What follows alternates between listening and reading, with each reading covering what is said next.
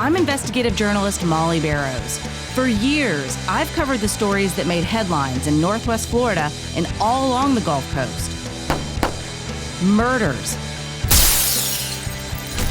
missing persons, and mysteries of all kinds.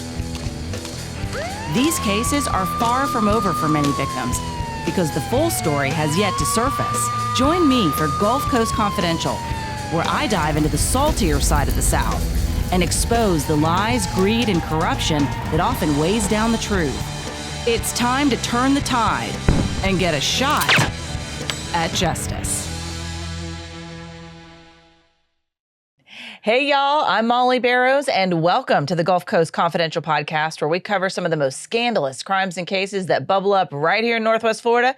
No shortage of those and beyond. And we certainly know there's no shortage of other criminal cases all around. And we like to talk about others beyond our shores because they often come right back. They hit close to home on a lot of the issues. So joining me as always to talk about these what the feezy stories is Pam Hill. She is a pharmacist and a victim advocate, if you will, because she has experienced violent crime in her own life. So we appreciate you joining us today, Pam. Thank you for having me. Yes. And this is going to be a really interesting episode. Of course, I know you're going to relate to this a lot. This is a very sad situation. A young girl, 14 years old, shot and killed her mother. And I know if you're familiar with Pam's case at all, if you're not, you can check out the episodes that are titled Mommy Killer. There's several of them, but Pam's nephew killed Pam's sister. So Sharon Adelot, Pam's sister, was murdered by her own son, Brandon Adelot, when he was 17. So this case of kids killing their parents, I know you're going to have a lot to say about that. But before we get into this episode topic, we want to talk a little bit and touch on another case that we've been following. We've been talking a lot about Sarah Boone. Her most recent attorney is James Owens. He is from right here in Northwest Florida. So you wanted to bring us up to date a little bit on it. And if you haven't seen anything about this case, check out our episode called Zip to Death, the Sarah Boone suitcase, because she basically locked her boyfriend in a suitcase, wouldn't let him out even though he begged, recorded the whole thing, and now she's about to be on trial for murder. So it's been tough for her to keep an attorney, but now apparently she and James have bonded. Yes, definitely. Well, she's been through 8 attorneys. Her 9th one is James Owens from right there in Milton. And what I found out the other day, or just by watching the news, is there's another attorney joining up with him. And the pundits on TV were going, well, my goodness, she went from 8 to none, to 9, to a team. And so that's what I wanted to talk about, her little team there. They have been doing motions and, going through all the legal things. I'm sure everybody's glad she has an attorney, because she had to ask the judge the other day. She said, I know this is a dumb question, but what does sustained mean? Oh, gosh. So we could see how that was going to go. Right. So it would take forever. They'd never get through gosh, it. Yes. So we've got that. And they're trying to do all these motions for more time, more money for experts. I think people don't realize our tax dollars support all these experts, that people that are defended by the public. But James says he's doing it, that Sarah's paying him. He said, she's going to owe me big time. That's his quote, not mine. It's a strange thing to say. That's kind of weird to say to me. I mean, like she make 25 cents a day in the prison? Right. So it's all just bizarre to me. But anyway, we've got Sarah, and the judge is telling him, no, we're not delaying this anymore. This is going to happen about the first week in October. But so he's up there doing all these motions. He has gotten her some money for some experts. I will give that. Yeah. And so he's saying, we're going to use battered spouse syndrome. And that just kind of makes me really mad, because she was the batterer. Right. So maybe I'm glad they're going to have it because Jorge needs it. He was the one battered. And, definitely when she's on TV saying it was an accident and this, that, and the other. So anyway, all that tomfoolery. But the most tomfoolery is he stands up there and says, well, can she wear street clothes? Can we get her some street clothes? And you pretty much can. You don't want people sitting there in an orange jumpsuit. That doesn't play well to a jury. It prejudices the jury. So that's okay. I can even go along with that. But when he said this, I was just like, oh my goodness. He said, now Sarah's going to need someone to do her hair and makeup. Unbelievable. Unbelievable.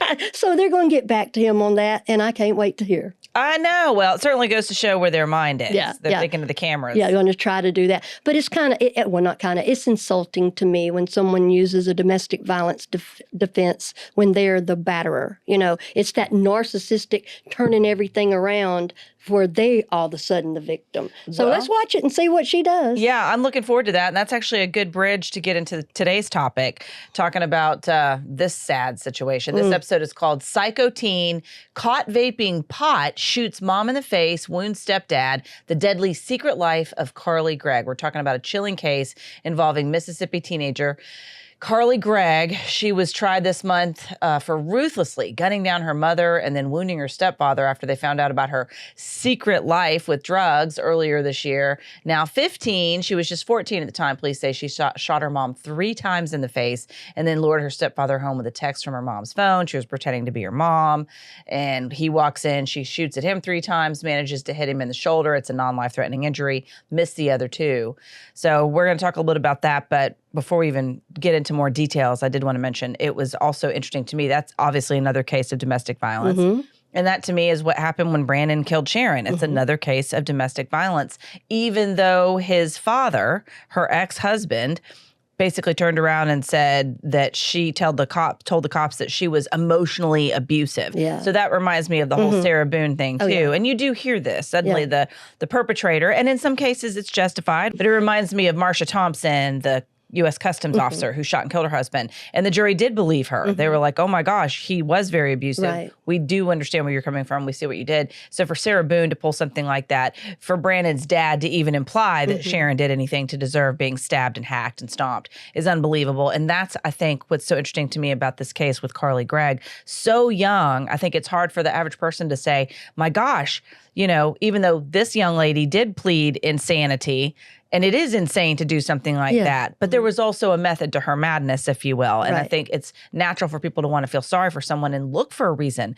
why a person would kill their own mom, whether it's Brandon or Carly Gregg or some of these other cases that we cover. But sometimes the only answer is people are just plain mean. Or evil. And evil. And they want to do what they want to do and they don't want to be told no. Right. And that's what this case reminds me of. Definitely. And we're never going to find a reason good enough. There's no good enough reason to kill someone. No. To me. You know, I mean, if there's self-defense, if you're in imminent danger, that may be the only exception there. But yeah, this one here with this young girl, she's being tried as an adult because she did a very adult thing. She most definitely did. She shot, according to prosecutors, her mom, 40-year-old Ashley Smiley, a math teacher at Northwest Rankin High School in Mississippi, as well as her dad, Heath Smiley, happened in their Brandon, Mississippi home on March 19th after the couple learned of her secret life with drugs. This is what the prosecution's saying. And surveillance footage was key in this trial. There is alarming, disturbing surveillance video from inside the house. You don't see Carly actually kill her mom, but you see her basically awkwardly shuffling around the house with this gun behind her back. She walks in the door, goes and pulls this Magnum 357 out from under the mattress of her parents' bed.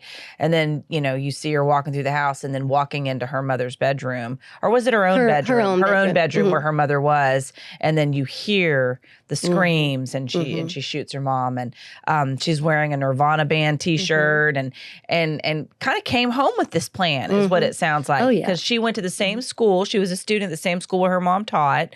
Another person had warned her mom that Carly was into vaping a lot of weed and she was concerned about her health and concerned about some other things that she felt like Carly was going down a dark path.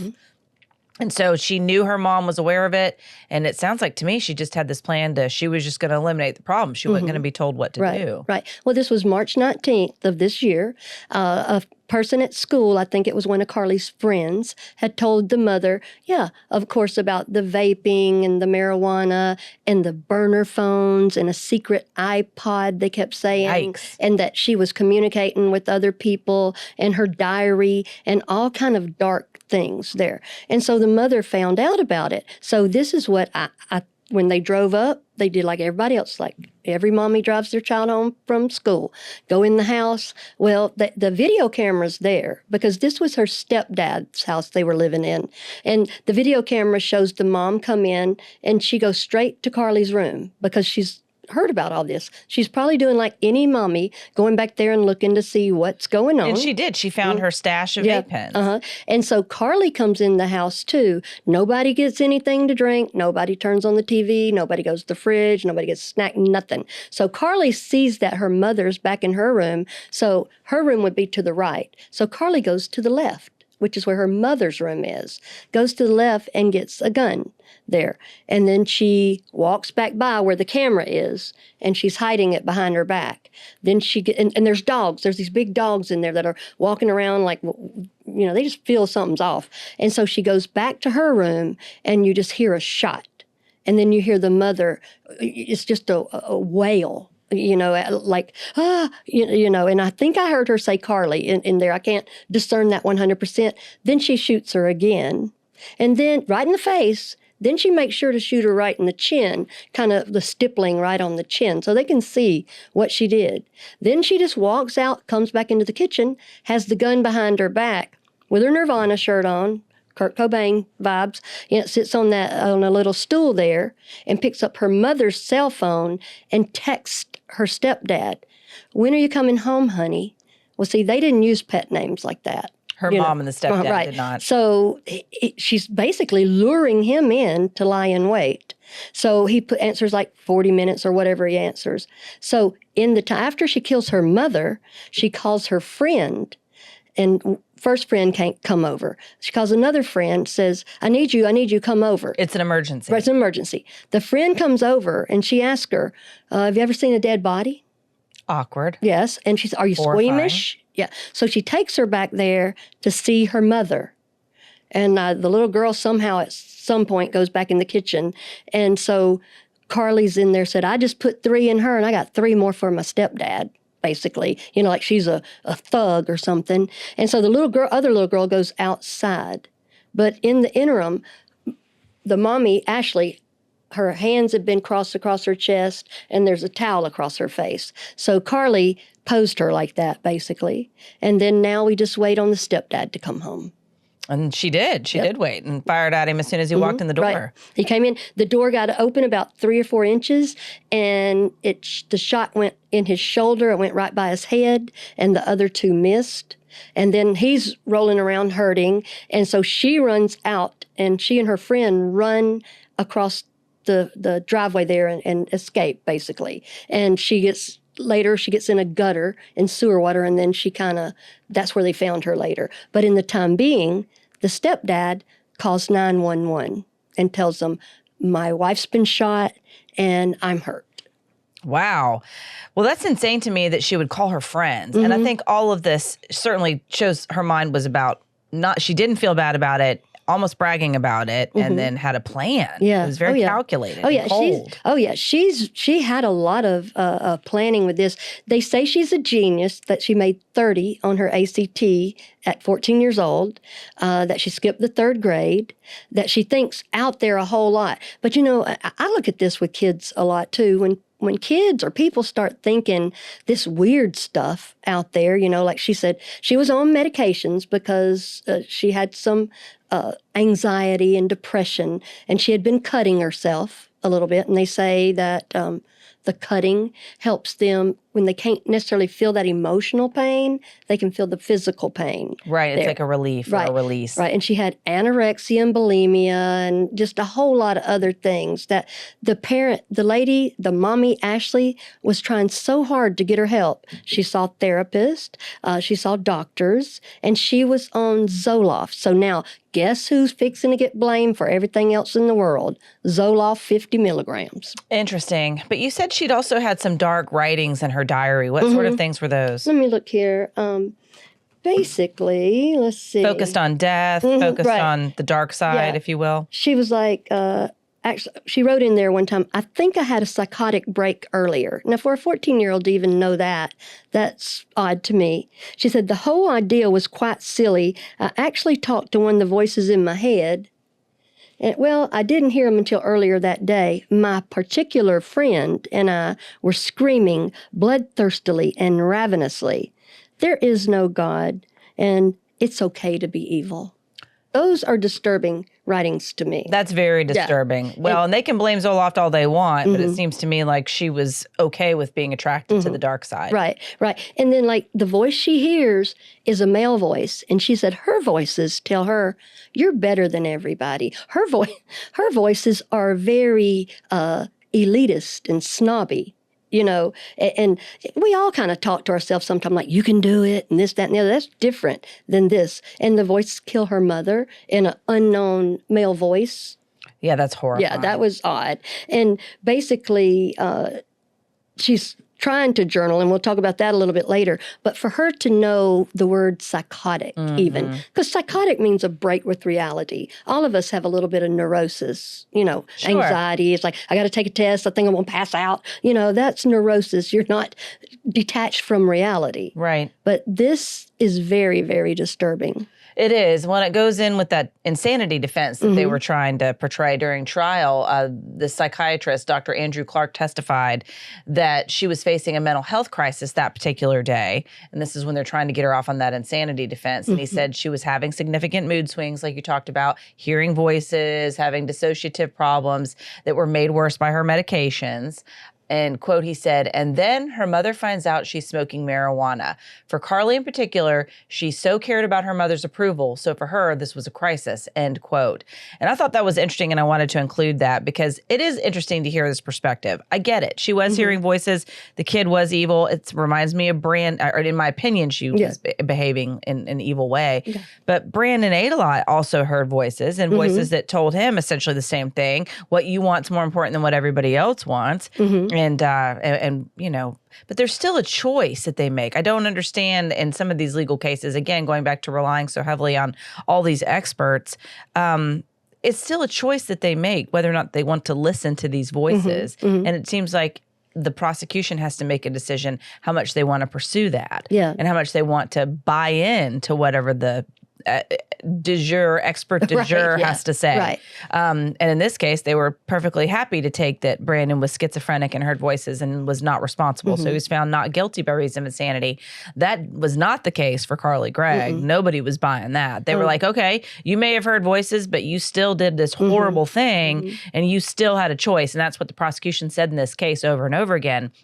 She knew what she was doing. She knew the difference between right and wrong. We're not buying this insanity defense. We want a guilty verdict. And the jury was like, here. We agree. Right. And the doctor that testified to all that, he taught at Harvard, I believe. He's a paid expert witness. Like, there's always another one here, there, and everywhere. But he reminded me of like that corduroy wearing blazer with the patches on the elbow. Yes, like the classic professor. Yeah, whatever I say fills the room and everybody go brain dead and just defer to me. I'm like, I know pharmacy and I know that the drugs, she's on Zoloft, 50 milligrams. The week before they told her, the doctor told her to decrease it to Zoloft 25, and then they were going to give her Lexapro 5 in a little washout period. Well, they said, Carly said, Carly said. And I'm looking at these very educated people and going, so that's our defense. 14-year-old, I skipped the 3rd grade, I made 30 on my ACT. Carly is telling y'all what to do. Calling the shots. Right. This is why we have a problem, because she doesn't like to be told no. And her little burner phones and her texting, those texts that were back and forth with people and her secret boyfriends, and she's out getting a nipple piercing and tattoos and stuff. They're saying, well, she's just a sweet little girl. That is not a sweet little girl. Well, I don't care where you're from. Now, I'm glad you mentioned that, because that was something else I wanted to get into. Her stepfather also testified. And that was exactly how he described her, as a quote unquote sweet little girl. And that, they talk every day. He testified at her trial. He basically said that she had no recollection of the shooting, that she was completely out of her mind. It was almost like she didn't even recognize him when she shot him.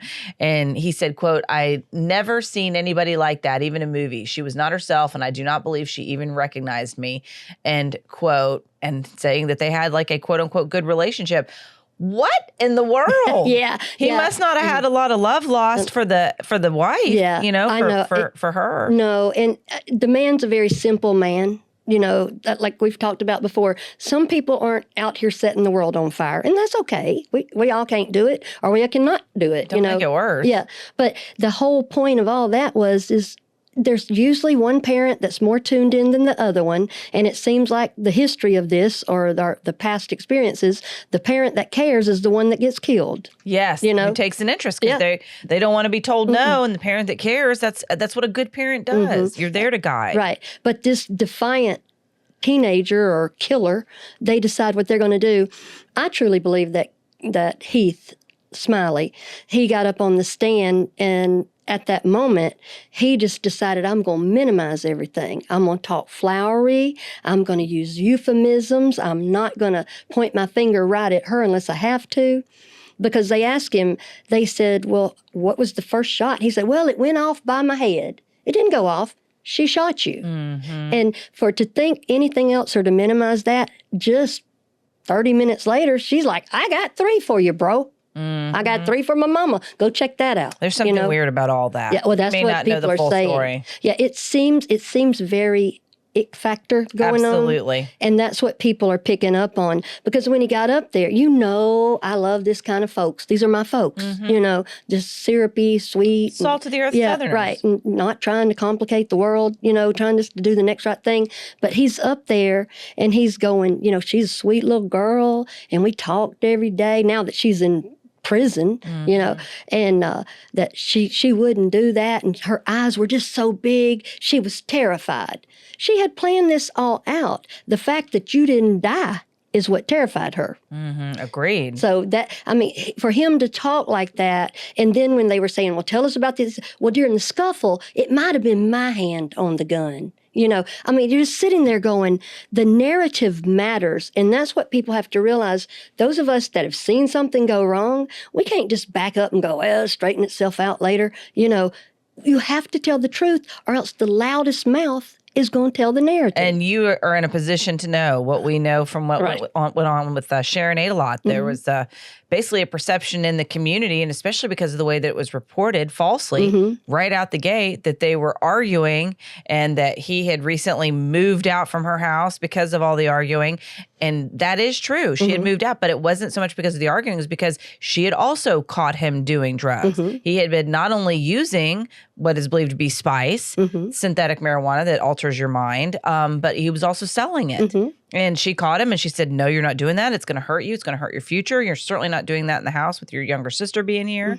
And then he doesn't want to hear that. And he's showing signs of a psychotic break. He's showing that he's not acting normally. He's physically abusing her. He's pushing on her. He's sending bizarre texts that she knew nothing about because his little girlfriend at the time didn't think it was important enough to let her mother know, which I have a problem with that as well. But at any rate, that was the story that went out immediately, and there was perception was that Sharon's just some nag, and they were arguing over no good reason, and he just had it one day. It happened to be Christmas Eve of 2013, and stabbed her in the face, and buried a knife blade in her eye, and buried one in her skull, and stomped on her face with his brand new Converses that she had bought him. So and beat her with a baseball bat that she had bought him, all because she told him no. And that's what goes through my mind when I'm hearing this. Yes, you have decided to turn towards the dark side. You have decided to listen to those voices. That doesn't mean you get a pass, and you don't get to blame the victim and act like they just pushed too hard. Oh, right. And how dare his dad try to tell those law enforcement officers that she was emotionally abusive when he was the one that took him out of rehab. Right. And it's the same with this sort of situation here. I don't know what his motivation is for trying to downplay or for trying to paint a picture of this little girl as being sweet and out of her mind that day. Maybe she is sweet some of the time, but to me, that just comes across like he's either embarrassed that he couldn't handle it any better, or maybe he knows there was more to that than we understand. But for him to try to minimize and downplay the evilness, the hatefulness, the cold and calculated way that she went after her mother and just shot her. I mean, and it sounds like she survived long enough to experience the pain of the first shot, and then she just keeps on. Yeah. There's no excuse for that. No, she didn't even stop. And it's just like with Brandon. What is it about? They do not want to be told no. If you tell me no, I'll just shoot you in the face or I'll stab you in the eye. Now, that's what's happened with both of these. And these are kids that instead, it's like I said, it always goes back to Cain and Abel to me. Cain's going to kill Abel because he don't want to change himself. I just kill you. I don't want to change or do right, so I'm going to kill everybody that's trying to do right. But like with on the Carly's house, even the dogs knew something was wrong. Their little ears were pinned back, and they're like, just walking around, they're traumatized. And then all this, the reason we know all this happened, there's a camera right there in the kitchen. Well, after all this happened, the police are looking around going, where's the camera that used to be up there? They couldn't find it. Heath Smiley couldn't find it. And he said, well, I found that camera later. You know how people bring food over when you have something like this go on in a funeral, etc. And he said, I found that camera right in the back there behind all that food people had brought. Well, that's where Carly had put it, in the fridge. To hide it so they couldn't see the video. Yeah. So this was not her just not knowing that was him. She lured him in. She waited on him. She even told her friend, hey, watch this. And then she shot at him. Then she put the camera up, you know. And what disturbs me is Heath Smiley's all pro-advocate for Carly. He probably just went trying to save what he's got. I don't even know why you'd want to. And then her parents, Ashley's parents, are there for Carly also. So nobody is there for Ashley. Right. The one who's dead, it's like they become no longer a priority. Yeah, and isn't that how all these cases go? Yes. We know Heath's name, we know Carly's name, and we know nothing about the mother. I know. Poor Ashley. What a heartbreaking experience. And I think about her students, too, as a math teacher. You know, they knew her daughter, Carly, and they knew her. And then to just have something violent like that happen, I imagine they're making some mental help hopefully available to those students. Yeah, they are. They say, well, they offered, during this time of her waiting on the stepdad to come home, she decides to sing hymns to the dogs, you know. Yes, and there's video of that. Yes, like you see her sitting there in the kitchen on the stool. You know, if you didn't know any better, you'd think she's just texting her friends after school about homework or whatever. But no, she's like, hey, come see my dead mom. I'm luring my dad over here too. Come see my dead mom. When you coming home, honey? Clink. She's hiding the gun behind her back. You can hear it clink on the stool when she sits it down there. So all that going on and just stirring it up. Well, they offered her a 40-year plea.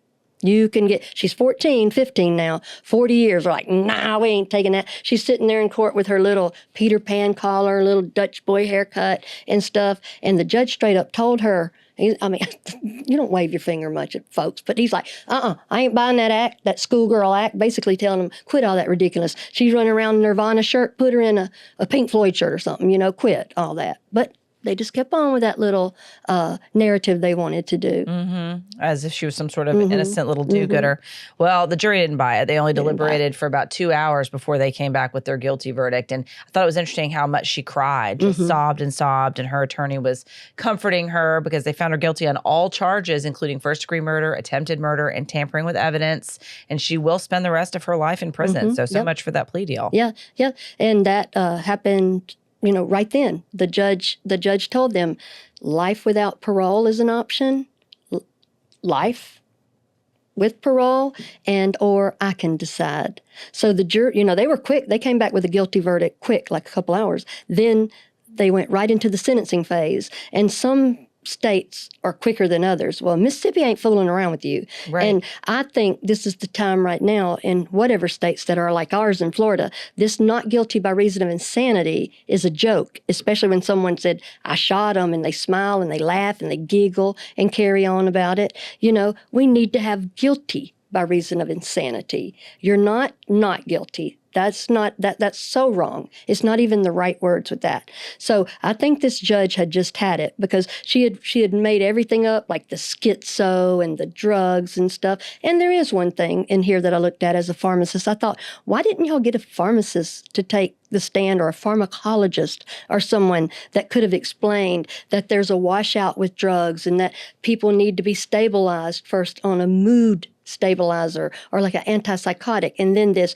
They just I didn't want her to get off. I wanted them to understand that this was not her parent not doing what she should have done. You know, this little girl, she just decided if she's going to take her medicine or not. And that's what happens with these insanity cases. Like when my nephew gets out, he won't take his medicine because they don't want to. It's interesting. Well, and it reminds me, too, of the case of Adriana Olson. That's another case right here in Pensacola where her son shot and killed her with a shotgun after there was a split. The mom and the dad had split. He had moved out. I think he felt like he was losing his family. He had just turned 18. They were telling him he needed to get a job. She also was busy and wasn't going to be able to fix him snacks every day like he was used to, but would make sure that he was well taken care of. But she was the primary caretaker. She was the one that looked out for him. They knew he had some problems, but they worked hard to try to get him some help, but maybe they didn't get him as much help as perhaps clearly he needed. But I think it was another situation where the kid thought that he was doing the right thing in his mind. Like, you know what? You're the source of the problem, Mom. I'm just going to take care of it. I'm just going to take you out. He initially tried to pull that not guilty by reason of insanity, but the evidence was too much that he knew what he was doing. He knew right from wrong, and he did it anyway. You know, but here again, you have a mom who's trying to do right by a kid who's not acting right, and she's the one that gets taken out. And it's just, that's my takeaway, especially if you have a child that's perhaps not normal. Nobody in a million years would probably think that they were going to be homicidal, but maybe don't have those knives and those, or the guns at least, not so handy. Yeah. They need to be in a place where they're locked up. That Adriana Olsen, he knew right where the gun was. It was in a safe that wasn't locked. This little girl, Carly Gregg, knew right where her parents kept this .357 Magnum handgun, right under the mattress, went right to it and got it. And I get it. There's nothing wrong with owning weapons, you know? Brandon said he went looking for a gun and couldn't find one, so he took a knife. If you want to do harm, you're going to find a way to do it regardless. But my gosh, if you have a child that's showing any sorts of signs of instability or just unpredictability, please lock those weapons up. Definitely. And I think sometimes children need to get used to hearing no. Yes. You cannot kill people because you get to overdose on yes, you know. And I think parents, sometimes there's not two parents in the house, but if there are, you know, it needs to be a united front, because you can see that child developing some animosity toward the person telling them no, and certainly don't go over there and be against them and play, well, I'm the fun, cool person. You know, right. That makes me so upset when people do that, because that is wrong. You know that's wrong. Absolutely. Well, Pam, thank you so much. Any other takeaways that you think would be important to share? I think that we have to see our kids. I mean, and be able to take it in that, yes, they're doing some things that are not right. We can't lose our mind on them and stuff, but counseling is important. Medication is important. I don't want people taking away that medication caused this. It's basically, if you haven't gone to get help, we have to ask for help. Sometimes we don't even know where to ask for help. And the sad thing is there aren't resources sometimes for what we're looking for. Absolutely. Awesome. Well, thank you so much. I appreciate you joining us today. Thank you. And we thank you for joining us as well. That's it for Psycho Teen Caught Vaping Pot, Shoots Mom in the Face, Wounds Stepdad, The Deadly Secret Life of Carly Gregg. We appreciate you being here with us on Gulf Coast Confidential. I'm your host, writer, and producer, Molly Barrows, with co-host and researcher, Pam Hill. And a big thanks, as always, to our director, editor, and production engineer, James Roy. And remember, you can listen to more of our Gulf Coast Confidential conversations wherever you listen to your favorite podcast. And you can also watch on the Gulf Coast Confidential YouTube channel. Please like and subscribe, and we will see you next time.